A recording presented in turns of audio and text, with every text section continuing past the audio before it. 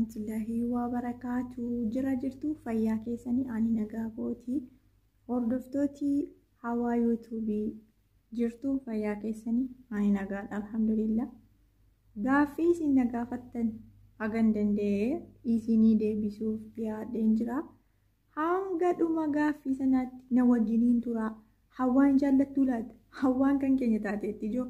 Hawwii baga nagaan deebite iddoodhaatti eessatti turte garuu hin beekus baga nagaan deebite kan keenya ta'uu kan irraanfatinatti asumarraan ijoollee keenya hawaa kan keenya akka isheen taate immoo quba qabaadhaa gurratti siin calau injibbinaanii kanaa booda tolee akka kanadha isheenii waan cooteefaa isinii affeelti hawwii gaafan galulaa karaa mana keessanii goreeshuun kooraa muka lama fudhadhee galashee yookaan an ta'u ta'e hin dubbadhu gaaffii tokkoffaa. Samiraan eenyu nama akkamiiti? Samiraa madaa. Samiraan nama akkamiiti isa jedhuufi gowwaa gara laafetti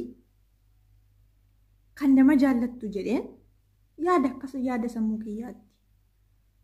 Gaaffii lammaffaa Oromiyaa keessaa bakka dhaloota kee eessa? Intala baadiyyaa moo intala magaalaati? Ani Oromiyaa keessaa Wallagga bahaa magaalaa Naqamteetti dhaladhee baadiyyaas taayiraa magaalaas taayiraa abbaan kiyya mana iddoo lamaa qaba magaalaas nan jiraadha baadiyyaas nan deema harmeen koo baadiyyaa jiraattuuf jechuudha lamman saayyuu nan beeka itti jiraachuu akka gaashaatti. Gaaffii 3 Doktera Oromoo keessaa waa'ee ni cabaa kan barsiisu eenyu maqaa fi bakka dhaloota isaa ibsi. Utuu soban dubbatini Doktera Gaashaa qabna. Dokterri sun immoo kabajamaadha jaallatamaadha. Akkan jaalladhuuf akkan kabajullee asumarraa akka inni naa baruun barbaada gurrattis jala abbaa cabsaa. Dokterri naaf yaadgeetu jedhee yaada. Bakka dhaloota isaa wallaahi adda baafadhee hin beeku garuu ijoollee Harargee natti fakkaata. Akkasiisin jedha doktera keenyaa nuu jiraadha. Gaaffii 4 Artistoota dubartootaa keessaa woboo koo jettee sirbite eenyu maqaan ishee sirba ishee xiqqoo nuu jedhe. Maqaa ishees nan beekaa bareedduu kiyyaa Ilfinash Qannoo jedhamti woboo jettee kan sirbite sirba ishee garuu jechuu natti ulfaata hin beeku sirriitti ilfee koo haadha qabsoo haadha Oromoo si jaallannaa umurii nuu dheeradhu nuu jiraadhu asumarraanii isiniin jedha. Bakka isheen jirtutti nageenya rabbii siif haa ta'u. Gaaffii 5 Artistoota Oromoo keessaa sirba eenyu dhaggeeffachuu jaallatta? Haceedha ka Hacaaluu Hundeessaa sirboota isaa baay'een jaalladha warra kaanis nan jaalladha garuu sirba Hacaaluu Hundeessaa hunda isaayyuu baay'een jaalladha dhaggeeffachuus nan jaalladha. Gaaffii 6 obboleessa keef abbaa manaa kee keessaa kam jaallatta? Dhugaa dubbachuuf obboleessa koos nan jaalladha irra caalaa garuu dhoksaan maal godharee dhossuun hin ta'u miti abbaa manaa kiyyan jaalladha. Maaliif yoo jettee yeroo rakkadhu na wajjin jira yeroo bal'inaa na wajjin jira yoo wallaalee na gorsa na sirreessa saniifuu obboleessaan gamurtaa'ee wajjin turta miti sanaa booda mana kee dhaabbattee irraa adda baate abbaa manaa kee wajjin jiraattan siin jedha. Abbaa manaa kiyyan jaalladha asumarraan. Gaaffii 7 mee mudannoo kee kan yeroo biyya Arabaa dhufte yookiin biyyattis yoo qabaatte nu kofalchiisi. Mudannoon gosa baay'ee jira mudannoon baay'ee jira bartee gaafan jalqaba biyya Arabaa dhufu oomaaniin hojjedheen waggaa 2 yeroo oomaanii deemu sana jalqaba jechuudha. Dhufee Dubaayitti bu'ee Dubaay irraan hin deemee konkolaataa keessa teenye namni nu fuudhu suni nu geessu sun jechuudha. Shaayii nuu bite shaayii sana gaafa qammasnee jennu aannan sun waa jedha achumarraa waan ta'e waan taamirii tokkodhaan dubbatamu gaadhiisaa akkasumatti bira hafa mudannoo cimaadha sun. Mudannoo ka biyyaa isa jedhummoo mudannoo baay'ee nama mudata biyyattis. Mudannoo sana ni irraanfadhu jechuun mudannoon sun yoomiyyuu jakoo dura jira. Guyyaa tokko ani magaalaa jira yeroo sanatti jaalalleen koo baadiyyaadhaa galaa jira. Utuu inni karaarra deemu inni bilbila naanaasaa deema. Ijoolleen dargaggoon 3 moo isa dura jiru. Isanni naa dawwalee na haasofsiisu eenyu na haasofsiistaa jedhanii jennaan maal isin dhibee jedhaan. Dheeraadha waan ta'eef isiniin gabaabsa karaarratti wal lolanii isa san karaarratti wal lolan lolli sun illee guddaa ta'ee wal reebanii walillee madeessaniiru. Anilleen immoo sababa isaa manatti waa baay'een na mudatee jechuudha. Obbolaawwan kooti wal loleellee maal jedhee sitti ma baay'een dheerata saniif iyyuu gabaabsuu wayyaa mudannoo sana yoomiyyuu hin irraanfadhu. Iyyuu garuu amma wal fuunee wajjiniin jirraa jechuudha bultii horanne. What a shock, man! Gaaffii 8 tokko filadhu jedha gudii dhaga. Aslii onnee sabaa moo Isiyaaq Zeenuu filatta? Anaaf lachuun isaaniiyyuu tokkodha. Nan jaaladhaan ijoollee Oromootiin tireeyo. Garuu yoo tokko filadhu jette immoo Isiyaaq Zeenuu baay'een jaaladha, baay'een kabajaanii walitti siqannaa biyyattis ta'ee asittis naman jaaladhu naman kabajuudha. Akkanan siin jedha. Garuu anaaf lachuun isaaniiyyuu ijoollee Oromoo qaqqaalii sabboontota koo isiniin jaaladha lamman keessaniyyuu. Akkas gaaffii 9 shamarran keessaa nama jaalattu qabda? Eenyuun addatti jaallatta? Toltuu tufa. Waan isaan beeku baay'een jaalladhaanii bakka isheen jirtutti daraa biraan naa ga'anii baay'ee tokkoon jaalladha waan isaa jaalalan isheef qabu ibsuu hin danda'u. Toltuu tufaa baay'een jaalladha. Dubartii fakkeenya gaarii isheerraa baratanii jedhee yaada.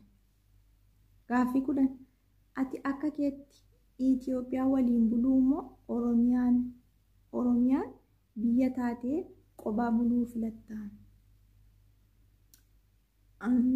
Baay'ee rakkisaadha gaaffiin kun garuu. Maali seete? Waanuma fedheef iyyuu jechuudha. Oromiyaa bilisoomtee nagaa qabaattee harmeen Oromoo boo'icha dhaabdee gaafa Oromoon tokko ta'e Oromiyaa yoo filatanii wayyuure jiitu badhaatu Oromoo koonaa wayya jedhee yaada. Garuu ani hin beeku gaaffii kana baay'ee nama rakkisa itti yaadne ni kan. Gaaffii 12 gaaffii 11 jireenya kee keessatti nama jaallattuun wal dhabdee boossee beektaa? Nama jaalladhu wal dhabee boo'ees hin beekusi. Nan mudanne waan akkasii. Gaaffii 12 yeroo daa'imummaa keetii ji'a soomanaa dhokattee bishaan dhugdee kaatee akka waan soomaa oolteetti maatii waliin faxartee beektaa? Osoo hin sobiin godheen beeku. Waan godhe tokko soba sobuun hin ta'u haraama mitiire godhee hin beeku garuu. Saniifiyyuu na amansiisuu yaadiyyaa hawaa keenya dumbushee ko. Gaaffii 13 barsiisaa kee qoromsa xumuraa barnoota keetii si qoree waraqaa kee ol kaa'ee galgala kottuu fudhuu qobaa kee osoo siin jedhee dhattee fudhattamoo? Gaaffii bareedaadhallee mudannoo isaas hin qaballee dhaqeen fudhadhu. Inni maaliif ijoollee keessatti naa kennuu qaba malee qobaatti kaayemaaf kottuu fudhuu naan jedhama narraa barbaada tarii. Kutaa 9tti mudannoo na mudate qaba waa'ee barsiisaa kanaa. ICT nu barsiisa barsiisaan suni. Ani abbaa manaan qaba yeroo siyyuu bultii qaba. Na jaallate gaaffii jaalala na gaafate lakki ani bultiin qaba jaarsan qabaan jedheeni dhaga'uu didee utuu jedhu dhumarra qormaata nu qoree qormaata isaa 60 keessaa duwwaanaa kaa'e. Homaa miti. Gurratti si cala'u bakka jirtutti barsiisaa ICT kutaa 9ffaa ko. Anamma maastersii mataatti baaddee kushiinaa arabaa keessa baraddistii wajjin iyyaan oola. Si caalaan argadda si caalaan nyaadhasi. Nagaanoo liqixxeema walii jirraa bakka jirtutti hojii keenya. Gaaffii 14 abbaan manaa kee yookiin jaalalleen kee osoo shamarran biyyaa waliin ciisu argitee filannoon kee maalii? Otoon argeemoo irraan adda ba'a nanniisa malee waa biraa keessa hin galuu isallee hamminatti yaadu garuu abbaan manaa kee yaanaaf amanamaadha waan akkasii hin godhusi hin godha jedhees hin yaadu asumarraan siif galu jechuudha. 15 maatii keetiif ati intala meeqaffaadha? Maal jedhanii maqaa jaalalaan si waamu? Ani ijoollee dhumaati maatii kootiif maqaa baay'een qaba. Samiiraan maqaa ani ittiin beekamu Samoo jedhu, Kamisee jedhu, Bijigee jedhu, Goolee jedhu maqaa baay'een qaba. Kan obbolaan koo maatiin kiyya ittiin na waaman jechuudha. 16 Finfinnee jiraachuu moo Naqamtee jiraachuu jaallatta? Wayyoo Finfinnee tufaamuna. Finfinnees nan jaalladha garuu ani Naqamtee jiraachuu barbaada. Naqamtee magaalaa bareedduudha. Asumarra warri Naqamtee hin beekne dhaqaa daawwadha. Haroo Soorgaa, Hangar Guuttiin, bakka bashannanaa baay'ee jira. Hadiyyaa bakka jedhamu, Kumsaa Morodaa dhaqaa daawwadha. Maal jedheen isinii hima? Bakka bashannanaa dhokataa baay'ee jira Wallagga keessa magaalaa Naqamtee. Asumarraan dhaqaatii daawwadhaa magaalaa bareedduu jireenyaaf mijooftuudha. Asumarraan Naqamtee koo baay'een si jaalladha. Gaaffii 17 yeroo jalqabaa jaarsa keetiin wal bartu xalayaa moo bilbilaan wal bartan? Xalayaa siif ergee beekaa atoo? Nuuni maal jedheen si hima? Xalayaadhaanidha. Xalayaadhaan wal barree innis naa ergaa anis nan ergaa fi akkas. Maal baluu gaaffii kana nama gaafatoti waan isaa akkam barsiisaa wayiiti. Gaaffii 19 yeroo gaaffii 18ffaa obbo Lammaa Magarsaa fi obbo Daawud Ibsaa ayyaanaa keessa eenyuun jaallatta? Lamman isaaniiyyuu Oromoodha. Sabboontota namarraa waa baratanidha. Nama Oromoof quuqama qabudha. Nan jaalladhaani nan kabajaani. Lamman isaaniiyyuu Lammaa Magarsaa illee bara nama kubbaa dhiitee galcheedha hin beektu miti. Lammaan taphataa bareedaa ture. Lammishoo koo eessa jirtaa garuu sagalee kee dhaga'uyyuu yaadne irraa asumarraan iyyuu mee Lammaa kan argitanii beektuusin? Lammaa koo si yaadani kara kootti garuu tokko keessaa filadhu yoo jettee Daawud Ibsaa baay'een jaalladhaani baay'een kabajallee. Ani garuu lamman isaaniiyyuu naaf tokko yoo tokko filadhu jettee isa jedhamuufidha malee. Asumarraa waa'ee Lammaa sana gaaf tokko gadi bahee akka inni sagalee isaa sana nu dhageessisu naa dabarsi yaa Wishaaku. Abadan abbaan barbaade eenyummaa isaa alaabaa isaa kan Oromoon hin feene kan Oromoon hin fudhanne irratti fe'uu hin danda'u. Yoo Oromoon lafa kanarraa dhabame malee kanarratti namni shakkuun qabu. Abbaan barbaade sa'aa 24 baatee deemuu miti uffachuu miti yoo itti sagade Oromoo irratti fe'uu hin danda'u. Alaabaa Oromoo kan ta'uu danda'u kan Oromoon filate duwwaadha. Hin jiru. Kanarratti shakkuun sodaachuun hir'achuun irra jiraata. Kun ta'uu qaba. Lammaffaan inni kaanis immoo alaabaa kooti jedhee kan kamiiyyuu haa ta'u kan paartii kamiiyyuu haa ta'u namni Oromoo qabatee ba'u harkatti jibbuun dhiibuun irra hin jiraatu. Mirga isaa miti kun. Mirga akkasii eenyuyyuu hin qabu. Irratti dhiibuun qabu. Mirga ofii qabsaa'ee argate malee eenyuyyuu kenneefis miti. Kun baramuu danda'u turre jira. Gaaffii 19 yeroo barattu qormaata hattee qabamtee beekta? Ani hattee hin beekus qabamees hin beeku maaliif jedhe 10 keessaa 100 keessaa 5 fidee ofuma koofitti amanamummaadhaan ofii koo hojjechuu waan jaalladhuuf hattees qabamees hin beeku. 20 nyaata aadaa Oromoo keessaa kan naannoo kamii jaallatta? Kan naannoo hundaayyuu nyaata Oromoo naannoo hundaatti nyaatamu nan jaalladha garuu nyaata aadaa Wallaggaa baay'een jaalladha. Didamii tokko. Ancooteen nyaata aadaa Oromoo naannoo kamiitii nyaattee yookiin hojjettee beektaa? Ancooteen nyaata aadaa Wallaggaati mitiire?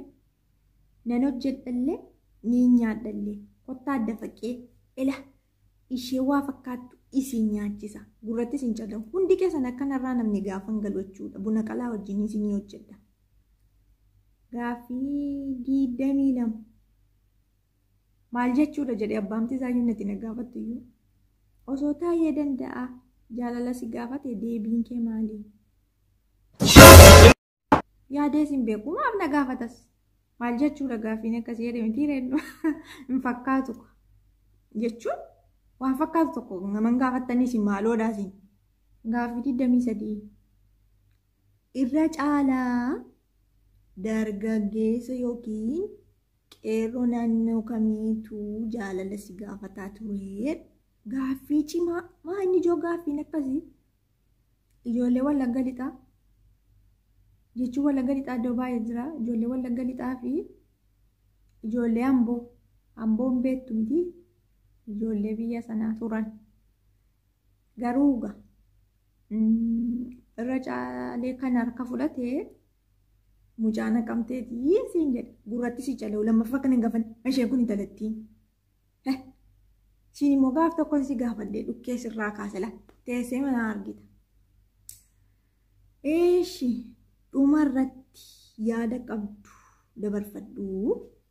Dhumarratti atumti hawaa yuutuubiin galatoomii intala Wallaggaa intala bareedduu nuu deebi'uu keetiifis galatoomii hawwiikoo dumbushee ko baga nagaan deebite deemtee turtee maaliif hin deemin baga nagaan dhuftee siin jedha jechuun garuu baga nagaan nuu deebite hawaa dumbushee ko ani kan hin jedhu yeroo hundumaan faarsaa oola tokkummaa keessan cimsaa wal jaalladhaa waliin arrabsinaa biyyaa waliin qoodinaa garee gooxii hin himatinaa Oromoo kutaaleen 11 iyyuu Oromoo madhaa. Oromoon tokko malee lama hin jiru jedha kan rakkate gargaara. Rabbiin illee akka biyya keenyaaf nagaa fiduu Rabbiinis karadhaa. Walillee iyyaafadhaa. Dagalee waliif ta'aa wal kafanaa. Keessumatti warri biyya hambaa jirtanii waliif dhiiga waliif yaada waliif yaafadhaa quba wal qabaadhaa. Maaliif yoo inni badee maalii mucaan kun argee hin beeku waliin jedha wal gaafadhaa. Yoo isheen baddeellee akkasuma maaliif namni biyya hormaa jiru waan baay'eetu nama mudata waan baay'eetu namarra ga'a. Rakkinni immoo yoo isin irra ga'ee biyya hormaatti halagaan halaguma quba isin hin qabu. In dhukkubsatte sittiin fakkaatu in rakkatte sittiin fakkaatu isinii hin yaadu. Isin garuu quba wal qabaatanii waliif yaaddanii jennaan galmaa wal geessu.